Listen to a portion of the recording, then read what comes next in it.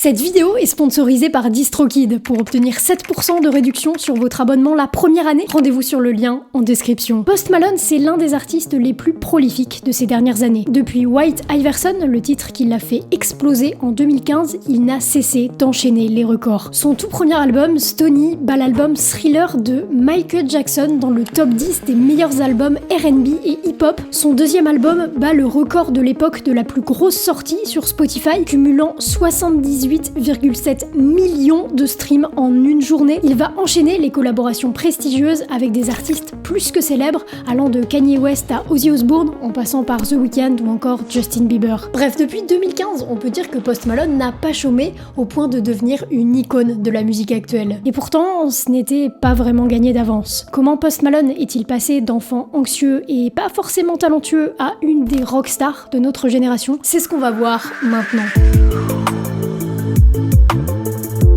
J'ai choisi de raconter cette histoire parce que je la trouve inspirante et parce que je pense qu'elle peut aider certains artistes à ne rien lâcher sur la longue route qui mène à l'accomplissement de leurs rêves. Et justement, à ce propos, il y a quelqu'un qui peut vous aider à avancer plus vite sur cette route, et ce quelqu'un, c'est DistroKid. DistroKid, c'est un service qui vous permet de mettre en ligne vos morceaux sur les plateformes de streaming comme Spotify, Deezer, Apple Music et plus de 150 autres. Et si je dois vous donner une raison parmi les tonnes de raisons qui les rendent cool, c'est l'accessibilité. DistroKid rend le fait de poster un son sur les plateformes extrêmement simple. Petit tuto extrêmement rapide, il suffit de cliquer juste ici, de rentrer quelques infos, votre nom, la date de sortie souhaitée, le genre du morceau, ensuite uploader la pochette, juste ici, puis remplir toutes les informations concernant le titre, c'est super important, puis vous cliquez sur terminer.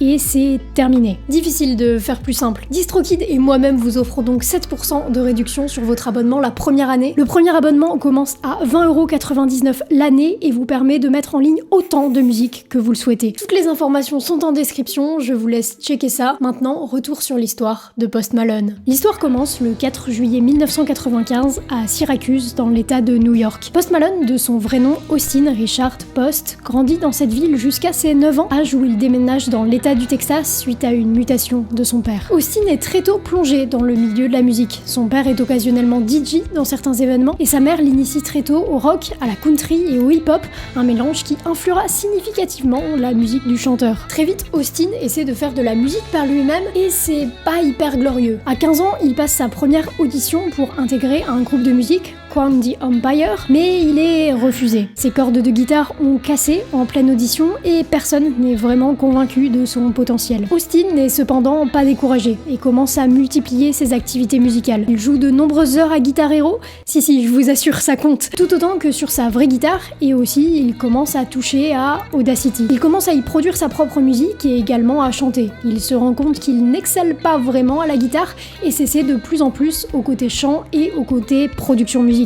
Austin, c'est un garçon plutôt anxieux et plutôt triste, qui explique lui-même ressentir une sorte de tristesse permanente. Sa musique est une sorte d'exutoire pour lui, qui lui permet d'oublier et de combler un peu le vide en lui. C'est vers ses 15 ans qu'il sortira son tout premier projet musical officiel, une mixtape appelée Young and After Them Riches. C'est loin d'être un classique, mais ça a le mérite d'exister et de poser une première pierre concrète dans ce que sera la future carrière de Post Malone. Le problème, c'est que les années passent et tout ça ne lui permet pas du tout de vivre. Et il commence à grandir, alors il va falloir qu'il fasse autre chose que de la musique. Il travaille tout d'abord dans une chaîne de fast-food, puis s'inscrit à l'université, période durant laquelle il assure aussi des mariages en tant que DJ pour se faire un peu d'argent. Mais tout ça, ça ne le passionne pas. Austin, il n'a qu'une envie, vivre de sa musique, à lui. Et pour réaliser son rêve, il va prendre une décision radicale, quitter l'université et déménager à Los Angeles.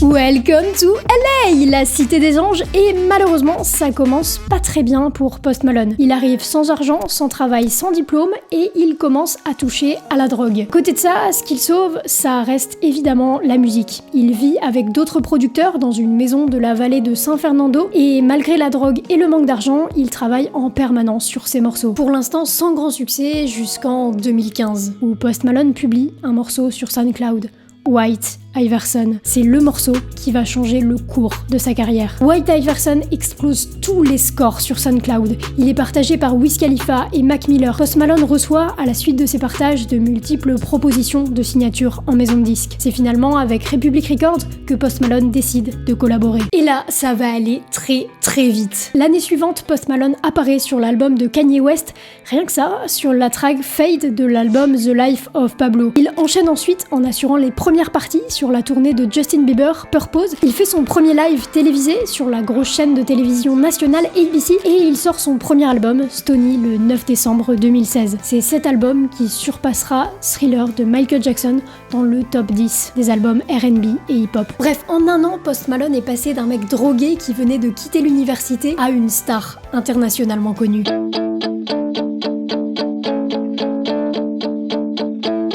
La différence entre Post Malone et beaucoup d'artistes, c'est le mélange subtil de styles musicaux. Malgré de très grosses influences hip-hop, Post Malone refuse qu'on le qualifie de rappeur. Et en fait, c'est très compliqué de le qualifier de quoi que ce soit, parce que ses morceaux mélangent des influences hip-hop, R&B, pop, rock, bref, c'est assez particulier. Ses collaborations musicales en témoignent aussi. Il apparaît avec des rappeurs, Kanye West, 21 Savage, Quavo, avec des pop stars comme Justin Bieber ou The Weeknd, mais aussi avec des personnalités du monde rock et metal comme Ozzy Osbourne ou les Red Hot Chili Peppers avec qui il fera notamment un live aux Grammys. Bref, les cases, c'est pas vraiment pour Post Malone, mais s'il y a bien une chose qui revient souvent dans sa musique, c'est les références au rock et à son amour pour cette musique. Un de ses plus gros morceaux s'appelle d'ailleurs Rockstar. C'est assez explicite. Et cet amour pour les rockstars se ressent aussi dans le style de vie de Post Malone. Comme dans chaque histoire, il y a une zone un peu plus sombre. Si Post Malone a réussi, selon lui, à arrêter la drogue quand il a commencé à percer, il va se confronter à un problème d'alcool. Ses pratiques dépassent le simple amusement. Il boit avant de monter sur scène pour combler le stress, il boit pendant qu'il compose pour stimuler sa créativité, il boit avant d'enregistrer ses voix, bref, il boit tout le temps. Et visiblement, ça commence à se voir, puisqu'en 2019-2020, ses fans lancent carrément 2 hashtags sur les réseaux sociaux, Help Posty et Save Post Malone. Le but est d'alerter l'artiste et son entourage sur un état de santé que le public juge en pleine dégradation. Post Malone répondra sur scène que tout va bien, qu'il ne se drogue plus et son entourage confirmera l'allégation. Mais il n'en reste pas moins que cette période, environ à partir de 2017, sera particulièrement complexe moralement pour le chanteur, déjà prédisposé à sombrer dans des troubles de l'anxiété ou dans une dépression. La rupture douloureuse de sa relation amoureuse de longue date, la mort de Lil Peep, puis la mort de Mac Miller vont énormément l'affecter. Mais elles vont aussi lui faire réaliser une chose. Il aime ce mode de vie de rockstar. Il ne se privera pas de fumer, de boire, ni de casser des guitares sur scène. Mais il ne veut pas laisser ce mode de vie le tuer.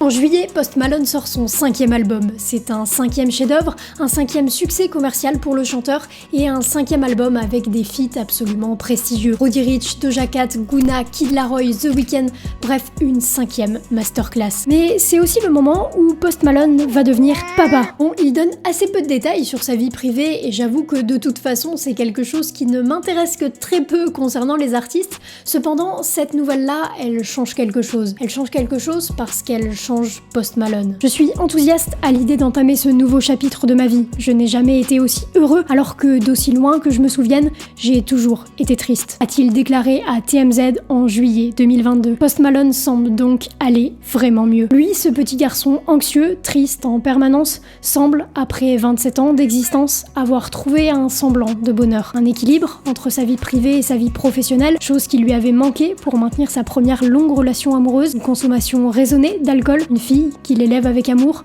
tout ça en conservant son statut de rockstar. La preuve en est que pas plus tard que le 28 juillet dernier, il a donné un concert totalement inédit en plein cœur de Times Square en sortant d'un panneau publicitaire de 5486 mètres carrés. Le concert était entièrement gratuit et lui a notamment servi à faire la promotion de son 5e album, Austin. On le voit plus heureux et plus performant que jamais et c'est rassurant de se dire qu'il a trouvé un semblant de paix et qu'il ne rejoindra pas le club des 27.